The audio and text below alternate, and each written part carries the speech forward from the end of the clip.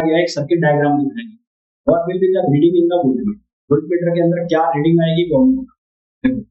यहाँ पर आपको ये वोल्टेज दी गई है, इसकी कितनी 200 वोल्ट है, और ये इसकी जो जो हर्ट्ज दिए गए हैं कितने दिए गए हैं 100। और यहाँ पर जो नेट वोल्टेज है, तीन का कॉम्बिनेशन है, नेट वोल्टेज जो आएगा वो क्या आएगा, वो आएगा V R square plus V L minus V C, या आप इसको V C minus V L भी कर सकते हैं। तो net voltage V R R के क्रॉस वोल्टेज आपको नहीं, तो आपने वी आर लिख लिया। अब वी एल, इंडक्टर के क्रॉस जो वोल्टेज है वो कितनी है 100, कैपेसिटर के क्रॉस जो वोल्टेज है वो भी कितनी है 100, तो ये तो एक दूसरे को कैंसिल करेंगे, यानी कि वी इसके बराबर बचना है वी आर। वी कौन सा वोल्टेज है, नेट वोल्टेज, और नेट वोल्टेज आपको कितना दे रखा है, वो दे रखा है 2, नेट वोल्टेज आपको कितना दे रखा है 200, तो वी आर की वैल्यू कितनी हुई 200 वोल्ट ना। तो इन the circuit showing what will be the reading of the volt, जो रेजिस्टेंस के अक्रॉस वोल्टमीटर लगाया है उसकी रीडिंग कितनी आएगी 200, तो आंसर कितना आएगा 200। Next question, in the series LCR circuit shown the impedance, इसका इंपेडेंस क्या होगा Z, Z इक्वल्स टू क्या होगा आर स्क्वायर प्लस XC कर लो या XL कर लो, कुछ भी लिख लो, स्क्वायर कर XL। R जो है R की वैल्यू कितनी है 300, R की वैल्यू कितनी है 300, ठीक है। अब हमें चाहिए XL, तो XL किसके बराबर होगा, XL बराबर होगा ओमेगा, ओमेगा की वैल्यू कहां से निकाले, ओमेगा की वैल्यू गिवन है कितनी है 50/पाई, ये फ्रीक्वेंसी दी है। तो ओमेगा कैसे लिखोगे, ओमेगा बराबर होता है 2 पाई एफ, तो आप इसको सॉल्व करोगे तो 2 पाई एफ की वैल्यू कितनी हो जाएगी 50/पाई, तो पाई से पाई कैंसिल, यानी कि ओमेगा हो गया 100, तो यहाँ से एक्स एल की वैल्यू हो गई 100, और एल कितना दिया हुआ है, एल है 1, तो 1 एक्स एल की वैल्यू कितनी हुई है 100। इसी तरह से एक्स सी निकालोगे तो वो निकालोगे 1/ओमेगा, तो ओमेगा ऑलरेडी हम फाइंड आउट कर चुके हैं कितना है 100, और सी जो है वो 20 म्यू एफ है, 20 म्यू एफ का मतलब हो गया 10⁻⁶, ये 10⁻⁶ होगा। तो यहाँ से मैं वैल्यू बता देता हूँ आपको, एक्स सी की वैल्यू आएगी वो आएगी 500, तो आपके पास ये तीनों वैल्यू आ गई, आर की, एक्स की, और एक्स एस सी की और एक्स एल की, आपको ये फॉर्मूला में रखनी है, और आपके पास जो आंसर आएगा वो आएगा 500, ये आप चेक कर लेना, इस फॉर्मूला में वैल्यू रखनी है और आंसर, ठीक है। नेक्स्ट क्वेश्चन का ये नेक्स्ट क्वेश्चन के अंदर हमें बोला गया circuit containing 20 ohm resistor, circuit के अंदर रेजिस्टर जो है वो 20 ओम का है, आर की वैल्यू 20। न्यूमेरिकल करने का सबसे अच्छा तरीका होता है कि सबसे पहले जो गिवन है उसको लिखना, उससे आपको ये समझ में आ जाता है कि हम इसमें कौन सा फॉर्मूला फिट कर सकते हैं, कौन सा formula we can use. Then उसके बाद फिर आपको जो पूछा गया ना, what is asking in that question, उसकी तरफ बढ़ो तो आपको बहुत सारी चीजें समझ में। कैपेसिटर दिया है, कैपेसिटर की वैल्यू कितनी है 0.1 वोल्ट, सीरीज में कनेक्टेड है, और वोल्टेज जो सप्लाई है वी आरएमएस वोल्टेज होता है, ये कितना है 230 वोल्ट। एंगुलर फ्रीक्वेंसी की जो वैल्यू है, एंगुलर फ्रीक्वेंसी मतलब ओमेगा, उसकी वैल्यू दी है 100 रेडियन पर second. Impedance of the circuit, impedance बताना है आपको, इंपेडेंस मतलब जेड की वैल्यू क्या बताना है, जेड। तो जेड किसके बराबर होगा, कौन सा सर्किट हो गया, ये हो गया आरसी सर्किट, आरसी सर्किट में ये R square plus X C square, R square plus C square, X C की वैल्यू आपको निकालनी है, एक्स सी किसके बराबर होगा 1/ओमेगा, 1/ओमेगा, ओमेगा कितना दिया है 100, और सी की वैल्यू है 0.1 म्यू एफ, म्यू एफ का मतलब 10⁻⁻6। इसको जब सिंप्लीफाई करोगे तो यहाँ से आपके पास जो वैल्यू आएगी वो कितनी आएगी, ओमेगा सी, यहाँ से आप एक्स सी निकाल लेंगे, तो ये 10⁻⁻4, ये 10⁻⁻4, ये 10 यहाँ से काट दो 10⁻5, तो ये आ जाएगा 10⁻5 एक्स सी की वैल्यू आ गई है, और ये वैल्यू आ गई आर की, तो यहाँ पर आपको आर की वैल्यू रखनी है और एक्स सी की वैल्यू, ठीक है। इसको जब सॉल्व करोगे तो आंसर आपके पास आएगा 10⁻5 के आसपास ही आएगा, क्योंकि इसके कंपैरिजन में आर की वैल्यू बहुत कम हो जाएगी, वो आपको नेगलेक्ट करके निकालनी पड़ेगी, तो आंसर आ जाएगा 10⁻5। फिर नेक्स्ट क्वेश्चन पे हो, नेक्स्ट क्वेश्चन में रजिस्टर दिया है कितना है 0.2 किलो ओम, कैपेसिटर दिया है 15 म्यू एम और कनेक्टेड इन सीरीज 220 वोल्ट और 50 हर्ट्ज। क्वेश्चन में ये भी वैसा इंपेडेंस निकालना है, पर यहाँ पर थोड़ी सी मेहनत ज्यादा करनी है, इसमें आपको 2 पाई एफ सी ये लगाकर आपको क्या निकालना है, इसका एक्स सी की वैल्यू निकालना है। 2 पाई की वैल्यू 3.14, एफ की वैल्यू कितनी रखोगे 50 और सी की जो वैल्यू रखोगे वो रखोगे 15 into 10 पावर माइनस। बाकी इस टाइप के क्वेश्चन कभी नहीं आएंगे जो मैं करा रहा हूं। इसमें बहुत लंबी कैलकुलेशन चाहिए, है ना। कैलकुलेटर शायद अलाउ नहीं होंगे इन एग्जाम्स में, तो शायद ये इस तरह के क्वेश्चन आपको ना दें। हाँ, बाकी जो जिन एग्जाम्स में कैलकुलेटर अलाउ होते हैं वहां पर आपको आराम से देखने को मिलेगा। तो एक्स सी की वैल्यू जो है वो आ जाएगी 212 ओम, और इसके बाद रजिस्टर आपको दिया ही हुआ है, ये रजिस्टर की वैल्यू दी हुई है। बस आपको निकालना क्या है, इम्पीडेंस। इम्पीडेंस का फॉर्मूला कितना, R square plus C square और कन्वर्शन। आंसर आपके पास जो आएगा वो आएगा 291 नेक्स्ट क्वेश्चन का।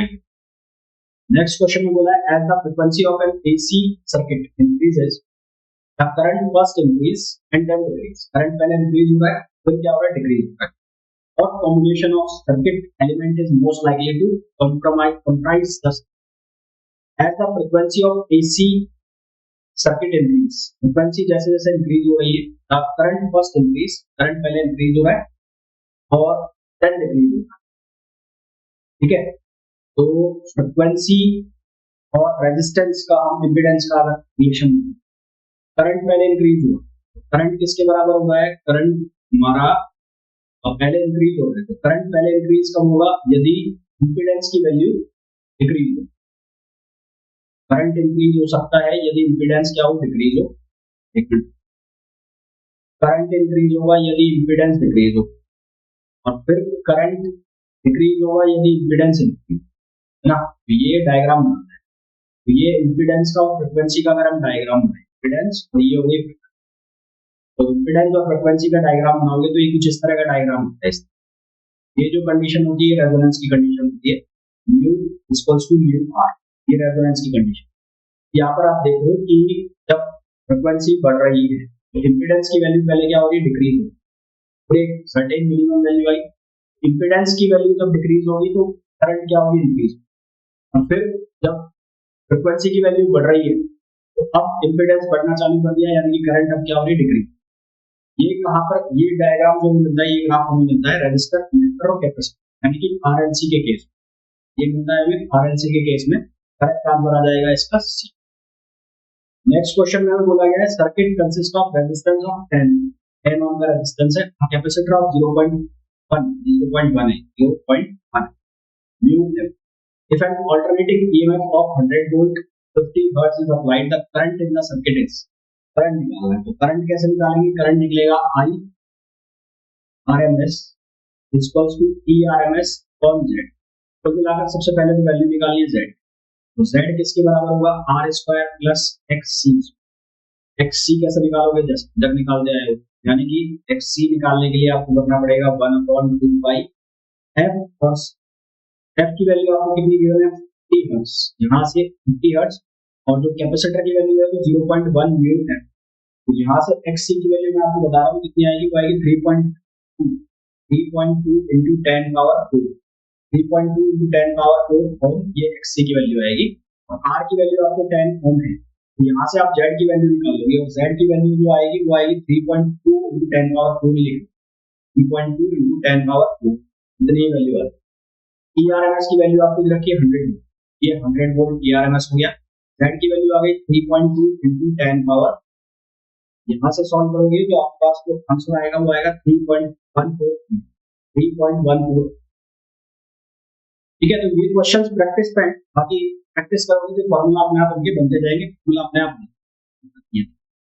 नेक्स्ट क्वेश्चन में बोला है 200 volt AC source is fed to series LCR circuit, XL की वैल्यू 50 ओम है, एक्ससी की वैल्यू 50 ओम है, और आर की वैल्यू, पोटेंशियल ड्रॉप बता। तो सबसे पहले आप जेड निकालो, जेड कैसे निकालोगे, R square plus XC minus XL square. तो जेड की वैल्यू, आर की जो वैल्यू है 25 है, तो 25 का स्क्वायर करना है आपको। एक्ससी और एक्सएल दोनों की वैल्यू सेम है, यानी कि 50 माइनस 50 स्क्वायर। तो यहाँ से जेड की वैल्यू आ गई कितनी, 25। ठीक है, पोटेंशियल ड्रॉप बताना, पोटेंशियल ड्रॉप यहाँ पर जो सप्लाई दे रखी है वो 200 वोल्ट की सप्लाई। तो आप सबसे पहले निकाल लो आई आर एम एस, तो आई आर एम एस आ जाएगा कितना, वी आर एम एस होगा। तो I R M S, V R M S की वैल्यू कितनी है 200, और जेड, ये जेड है जेड, और जेड की वैल्यू कितनी निकाली हमने 25, जेड की वैल्यू आ गई 25, तो ये हमारे पास आ गया 8 amp. 8 ampere. Potential drop cross inductor, inductor के अक्रॉस पोटेंशियल ड्रॉप, तो VL कितना होगा, VL की वैल्यू होगी I इंटू एक्स। I कितना हो गया 8 और XL की वैल्यू कितनी है 50, 8 इंटू 5 400 वोल्ट आंसर। आंसर हमारे पास कितना आ जाएगा 400, ये आ गया 400 वोल्ट। नेक्स्ट क्वेश्चन में हमें बोला है 100 mAh capacitor in series, 100 mAh capacitor in series with a 40 ohm resistor connected to 100 volts steady are supply maximum current निकाल। तो मैक्सिमम करंट की वैल्यू निकालनी है हमें। मैक्सिमम करंट कितना होगा, I not equals to V not upon Z। सबसे पहले Z निकालो। Z की वैल्यू मैं आपको बता रहा हूँ, करना वैसे ही है क्योंकि रेजिस्टर और कैपेसिटर लग रहे हैं, तो R square plus XC square. मैं आपको डायरेक्ट वैल्यू बता रहा हूँ, मेरे हिसाब से आप समझ जाओगे कि कैसे निकल रही है। तो ये वैल्यू रखने के बाद आपके पास जो आंसर आएगा Z का वो आएगा 48। Z की वैल्यू आएगी 48। I की वैल्यू आप कैसे निकालोगे, V नॉट अपॉन क्या करना है आपको, Z। V नॉट की जो वैल्यू निकालनी है आपको, मैक्सिमम वैल्यू चाहिए, V नॉट चाहिए आपको अपॉन Z। ये जो वैल्यू है ये वैल्यू, ये RMS की, ये VRMS। VRMS किसके बराबर होता है, V not upon 2। V not की वैल्यू कितनी हो जाएगी, VRMS इंटू 2, यानी कि 100 इंटू 2 अपॉन ये कितना हो जाएगा 40। इसको जब सिंप्लीफाई करोगे तो आंसर आएगा 2.95, कितना आएगा 2.95 है। ये जो भी आपको वैल्यू गिवन होती है ना, ये वोल्टेज का वैल्यू गिवन है, ये RMS वैल्यू, तो ध्यान ये RMS वैल्यू होता है, मैक्सिमम वैल्यू नहीं। नेक्स्ट क्वेश्चन का ये series LCR circuit phase angle कैसे डिफाइन करते हैं, तो फेज एंगल आप XC माइनस XL लिखते हो या XL माइनस XC, तो A option. an LCR circuit is predominantly capacitive। predominantly capacitive कब होगा, तो जब XC की वैल्यू ज्यादा होगी किससे, XL से, तो predominantly capacitive। तो ऑप्शन बी इसका करेक्ट आंसर, ठीक है। नेक्स्ट क्वेश्चन में बोला है power dissipated in LCR circuit connected to an AC source of EMF E। Power dissipated की वैल्यू निकालनी है। तो सबसे पहले तो पावर का जो हमने फॉर्मूला निकाला था, वो पावर का फॉर्मूला क्या आया था हमारे पास, वो आया था IRMS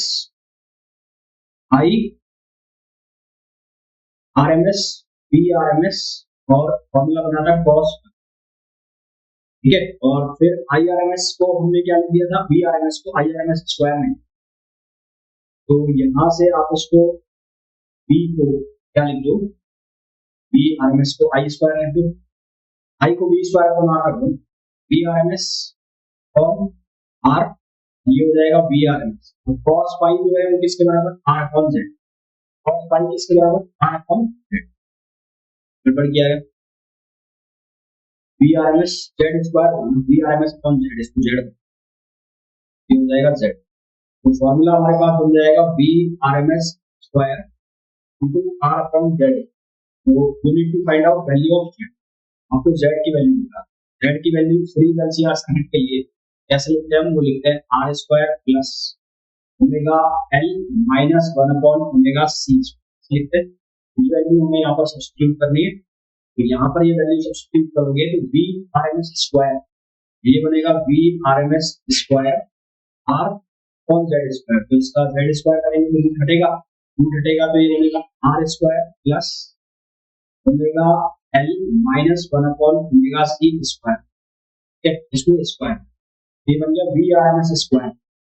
तो ऑप्शन चेक करो, कौन सा ऑप्शन, ये ऑप्शन बन रहा है डी, डी ऑप्शन बन रहा है। इसका जो करेक्ट आंसर आ जाएगा तो क्या आ जाएगा, D. Right answer is next question.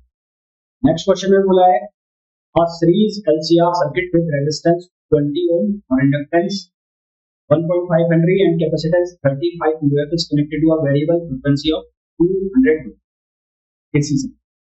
When the frequency of supply equals to the natural frequency of sleep, resonance condition, the average power transferred to the circuit in one complete cycle. Average power निकाल। तो यहाँ पर natural frequency की बात करनी है, यानी कि बात हो रही है रेजोनेंस की condition, resonance condition of resonance. तो रेजोनेंस की कंडीशन में जो पावर फैक्टर होता है cos फाई, उसकी वैल्यू होगी। तो एवरेज पावर का जो हमारे पास फॉर्मूला है वो क्या है, VRMS IRMS cos। तो cos फाई की वैल्यू हो गई 1, ये बन गया VRMS और IRMS, ये फॉर्मूला बन गया।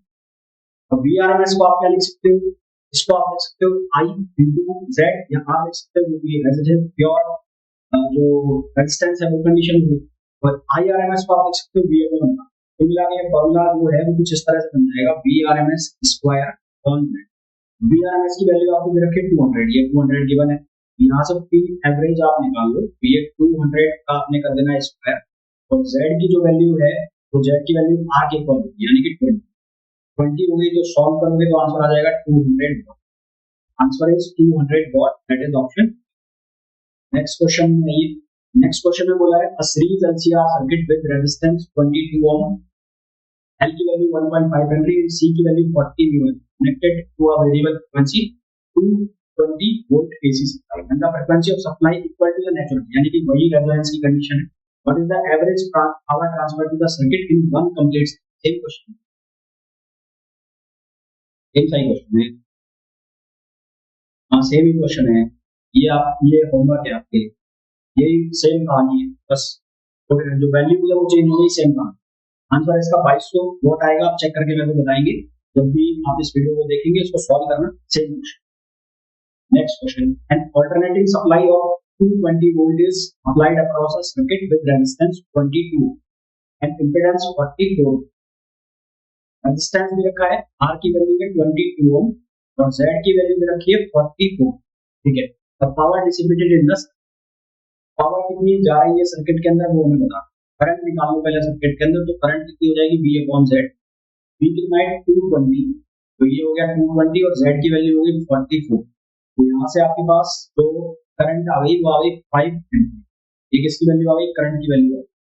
पावर जो है सर्किट के अंदर वो कितनी हो जाएगी I स्क्वायर, ये हो जाएगा 5 स्क्वायर, R की वैल्यू कितनी है 22, R की वैल्यू 22, तो ये वैल्यू कितनी आ जाएगी हमारे पास, ये वैल्यू आ गई 550 वाट, 550 वाट। अब यहाँ पर मैंने R के अंदर पावर क्यों निकाली, क्योंकि इंडक्टर और कैपेसिटर अगर होता तो उसके अंदर पावर का जो डिसिपेशन है वो कितना होता है, 0, इसलिए मैंने यहाँ पर I स्क्वायर कहा।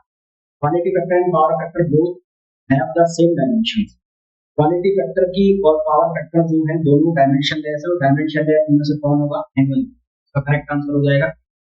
तो नेक्स्ट क्वेश्चन में ये नेक्स्ट क्वेश्चन में बोला है the power factor of the circuit has shown in the figure, power factor नहीं, तो पावर फैक्टर जो सर्किट का निकालना है वो सबसे पहले तो आप Z की वैल्यू निकालो, तो Z की वैल्यू कितनी आएगी, R square plus XL minus XC कर लो, या XC माइनस XC कर लो, जो आप करना चाहते हो वो कर सकते।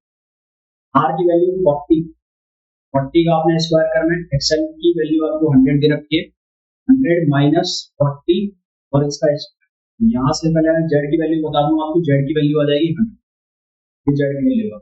cos फाई जो है पावर फैक्टर वो किसके बराबर होता है, R अपॉन Z, R की वैल्यू है 40 अपॉन 100 आपने कर दिया, तो R की वैल्यू 80 कितनी है, अरे दो रेजिस्टेंस, एक ये है और एक ये रेजिस्टेंस, तो इसको 80, ये रेजिस्टेंस टोटल रेजिस्टेंस जो हो गया इस सर्किट का वो 80 हो गया, टोटल रेजिस्टेंस 80 हो गया, R इक्वल्स टू हो जाएगा R1 प्लस, तो यहाँ पर ये भी 80 कर दो, तो ये वैल्यू कितनी आ जाएगी 0. तो पावर फैक्टर कितना आ गया 0. ये बात ध्यान रखना है कि इसमें ये थोड़े सा आपको ध्यान रखना है ये चीज को, ठीक है। तो ये हो गया जो RLC सर्किट है, सीरीज LCR सर्किट है, उसका पार्ट 2, और कल का जो लेक्चर आएगा इसमें उसमें हम डिस्कस करेंगे LC ऑसिलेशंस को डिस्कस करेंगे। तो ये जो तुम्हारा पार्ट कौन सा LC सर्किट ना, LC ऑसिलेशन, उसके अलावा जो अल्टरनेटिंग करंट वाला पार्ट है वो खत्म हो जाएगा। EMT के इसके पहले के और सारी चीजें हम डिस्कस कर चुके हैं ऑलरेडी, इलेक्ट्रॉनिक्स की चीजें भी डिस्कस कर चुके हैं, और देखेंगे इसमें कुछ इंपॉर्टेंट होगा तो हम जरूर करेंगे। फ्लूइड मैकेनिक्स में हम जो एक पार्ट है उसका कवर कर चुके हैं, सेकंड पार्ट भी मैं लेट नाइट तक अपलोड कर दूंगा या फिर कल सुबह।